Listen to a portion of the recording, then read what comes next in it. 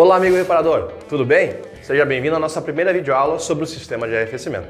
Meu nome é João Carlos, sou especialista técnico da DNK Automotive. Antes de entrarmos nos assuntos sobre esse sistema, precisamos relembrar algumas características especiais dos motores endotérmicos. São aqueles motores que utilizam da queima de um combustível para gerar movimento. São os motores a gasolina, álcool, GNV e diesel do nosso dia a dia. Muito bem, existem duas condições naturais desses motores que fazem necessária a presença do sistema de arrefecimento em sua operação. A primeira é a alta temperatura de combustão. Dependendo do motor e do combustível utilizado, no instante da queima dessa mistura, podemos atingir temperaturas na faixa dos 2.500 graus Celsius. Isso é tão quente que, para comparação, o ferro fundido começa a derreter com temperaturas bem mais baixas, próximas aos 1.200 graus Celsius.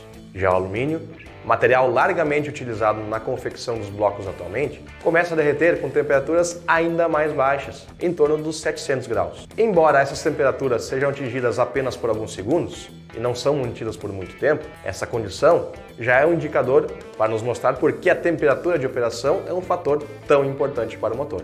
A segunda característica especial dos motores endotérmicos é seu baixo rendimento. Dos 100% da energia gerada por um motor, aproximadamente 33% são utilizados de fato para movimentar o veículo. Os outros 2/3 restantes acabam sendo transformados puramente em calor, sem trazer nenhuma vantagem relevante para o funcionamento do motor. Podemos dizer que para cada litro de combustível que gastamos em nosso veículo, utilizamos apenas 300 ml para gerar o movimento. Os outros 700 ml são queimados sem aproveitar corretamente seu potencial energético. Desses 2/3 restantes da energia, que agora já foram transformados em calor, 1/3 é eliminado pelo sistema de exaustão e 1/3 restante é absorvido pelo sistema de arrefecimento. Mas como o sistema de arrefecimento é capaz de absorver tanto calor? Primeiro, é importante reforçar que a função principal do sistema de arrefecimento, e por consequência de todos os seus componentes, é fazer a gestão térmica do motor. Gestão térmica é controlar a grande quantidade de energia gerada pelo motor, garantindo que apenas o calor necessário para atingir a temperatura de operação seja mantido. Dessa forma, todo o excesso de calor gerado será dissipado rapidamente pelo sistema de arrefecimento, sem provocar nenhum dano ou desgaste ao equipamento. Pois bem, o sistema de arrefecimento é capaz de absorver e controlar tamanha quantidade de calor graças a seus componentes, que foram projetados para esse fim. Portanto, é a ação conjunta de radiador, bomba d'água, válvula termostática, reservatório de expansão, sensores e também do líquido de arrefecimento que torna possível a gestão térmica eficiente do motor. Sim, o aditivo é uma peça do sistema, embora não seja um componente sólido. O radiador, com seu formato especial, capaz de eliminar rapidamente o calor do líquido de arrefecimento, é a principal ligação do sistema de arrefecimento com o ambiente externo, e é para onde o calor em excesso é enviado. Os radiadores forçam o líquido a circular por longos tubos de pequeno diâmetro e assim vão removendo aos poucos o calor em excesso. A bomba d'água é o coração do sistema de arrefecimento. Ela é quem mantém o líquido circulando por todo o sistema e com isso permite que o calor em excesso seja retirado do motor e levado até o radiador. Não é mais novidade motores que possuem bombas elétricas. Elas trazem mais eficiência e agilidade na gestão térmica, já que tem operação independente da rotação do motor, ao contrário das bombas tradicionais. Já a válvula termostática é um componente que foi tratado como um vilão e negligenciado por muito tempo. Sua presença e a operação correta são fundamentais para a estabilização da temperatura do motor e para reduzir o tempo de aquecimento do mesmo. A válvula também é um componente que foi aperfeiçoado pela tecnologia, e hoje possuímos válvulas eletroassistidas, que são acionadas eletricamente. Com essa melhoria, há uma maior flexibilidade e capacidade de antecipar seu acionamento, para assim garantir que a temperatura ideal do motor seja mantida. O reservatório de expansão e a tampa são componentes que trabalham em conjunto, regulando a pressão do sistema através da dilatação controlada do líquido de arrefecimento, que, como ocorre com a maioria das substâncias, aumenta seu volume quando aquecido. Com essa dilatação, conseguimos pressurizar o sistema, elevando a temperatura de ebulição da solução, e assim alcançamos faixas de temperaturas maiores para a operação do líquido de arrefecimento. Existem ainda os sensores, cada vez mais presentes em todos os sistemas dos motores modernos, que monitoram a temperatura do líquido e repassam às centrais eletrônicas responsáveis por realizar a gestão térmica, além de prover informações importantes para o módulo de injeção. Essa breve revisão sobre os componentes do sistema de arrefecimento nos mostra que a tecnologia está cada vez mais presente também na gestão térmica. Essa evolução foi originada principalmente pela necessidade de desenvolver motores mais eficientes e menos poluentes. Carros híbridos e elétricos também contam com sistema de arrefecimento, que em sua essência segue o mesmo preceito: retirar o excesso do calor. Nesses veículos, porém, a retirada do calor ocorre nos componentes elétricos e conjuntos de bateria, e não somente nos motores. Agora o último, mas não menos importante componente do sistema que vamos estudar é o líquido de arrefecimento.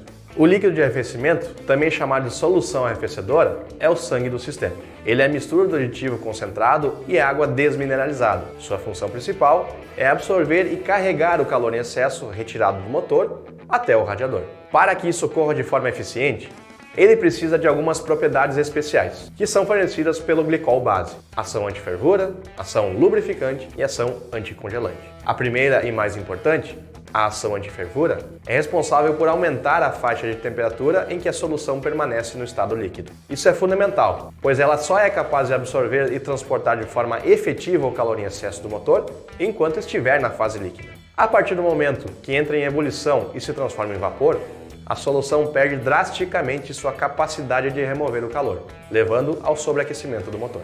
Quando falamos que o motor ferveu, na verdade, quem ferveu foi a solução arrefecedora, que leva ao acúmulo excessivo de calor e danos gravíssimos ao motor. Como já falamos antes, durante o funcionamento do motor, existem picos altíssimos de temperatura. Entretanto, essa temperatura não é a de operação do líquido de arrefecimento. Podemos generalizar e assumir uma temperatura média de 90 graus para a maioria dos veículos. Claro que existem motores que trabalham com temperaturas maiores, mas para o nosso estudo, esse valor é adequado. Mas embora a temperatura média do líquido seja de 90 graus Celsius, existe a camisa ou o cilindro, por exemplo, que trabalham em temperaturas maiores, podendo chegar aos 200 graus Celsius. Como o líquido está sempre circulando pelo sistema e não fica parado muito tempo no mesmo lugar, ele passa por essas superfícies aquecidas, absorve uma parte do calor e segue viagem. Ao absorver esse calor, sua temperatura é aumentada. Elevar a temperatura de ebulição do líquido garante que ele não chegará a entrar na fase vapor ao circular por essas superfícies aquecidas, o que levaria ao colapso do sistema e do motor. A segunda função do líquido de arrefecimento é lubrificar o sistema, e atua principalmente na válvula termostática, que é o componente com ação mecânica mais beneficiado por uma boa lubrificação.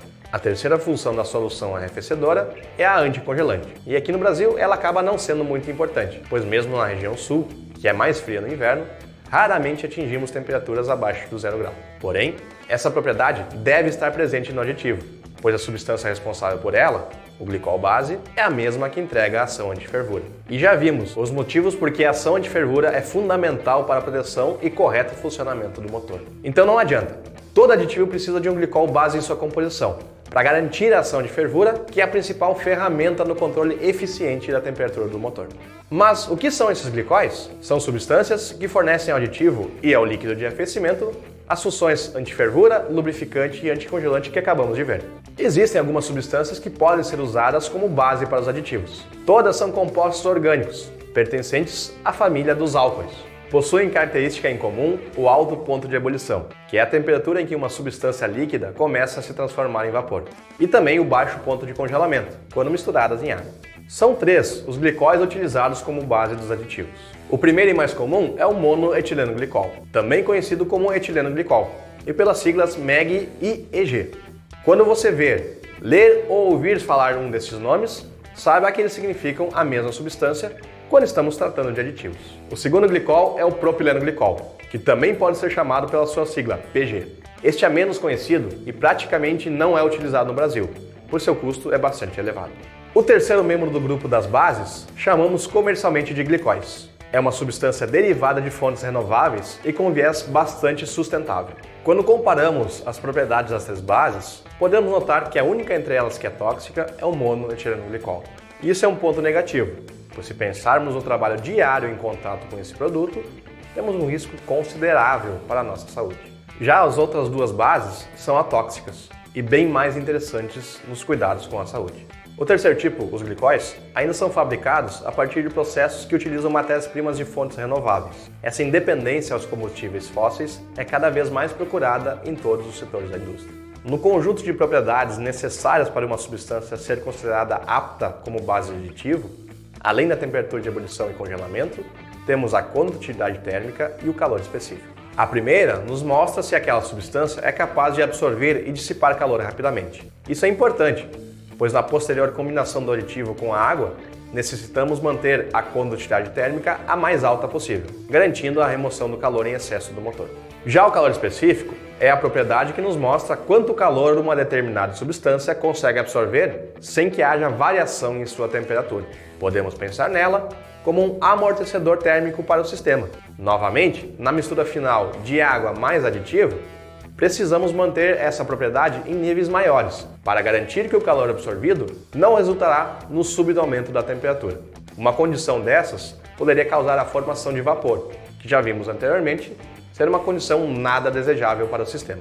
A combinação ideal dos três parâmetros, condutividade térmica, calor específico e a temperatura de ebulição, juntamente com seu ponto de congelamento, também quando em solução, são encontrados nas três bases: monoetilenglicol, propilenoglicol e glicóis. A única diferença significativa no desempenho entre eles é o ponto de congelamento, sendo o monoetilenglicol capaz de atingir temperaturas muito baixas, seguido pelo propilenoglicol e, por último, pelos glicóis. Para regiões onde são esperadas temperaturas negativas muito baixas, menores que 15 graus negativos, o uso de um produto à base de monoetilenglicol ou propilenoglicol é obrigatório. Apenas esses produtos conseguem suportar temperaturas tão baixas sem congelar. Para climas mais amenos, como o encontrado aqui no Brasil e na maior parte da América Latina, um produto à base de glicóis é perfeitamente capaz de proteger o sistema. Isso acontece pois no controle da temperatura superior, ou seja, na retirada do calor em excesso do motor, tanto os produtos à base de glicóis quanto os produtos à base de monoetilenglicol ou propilenoglicol possuem desempenho equiparado. Nessa condição, também é interessante se avaliar a questão ambiental e de segurança à saúde que o produto oferece, já que a proteção contra o sobreaquecimento é eficaz em qualquer um dos tipos de produto. Muito bem, aqui chegamos ao fim da nossa primeira videoaula. É hora de recapitular o que vimos até aqui. Avaliamos as características dos motores endotérmicos que exigem a ação do sistema de arrefecimento. Revisamos as funções e características dos principais componentes do sistema e também das tecnologias que já estão sendo empregadas nos motores modernos. Iniciamos nosso estudo sobre os líquidos de arrefecimento, discutindo sobre suas funções, focando na mais importante, que é controlar a temperatura do motor. Também conhecemos algumas características das substâncias usadas como base na fabricação dos aditivos. Na próxima aula, iniciaremos o estudo sobre os pacotes inibidores, que são responsáveis por evitar a corrosão e desgaste do sistema de arrefecimento. Obrigado pela companhia até aqui, um abraço e até breve.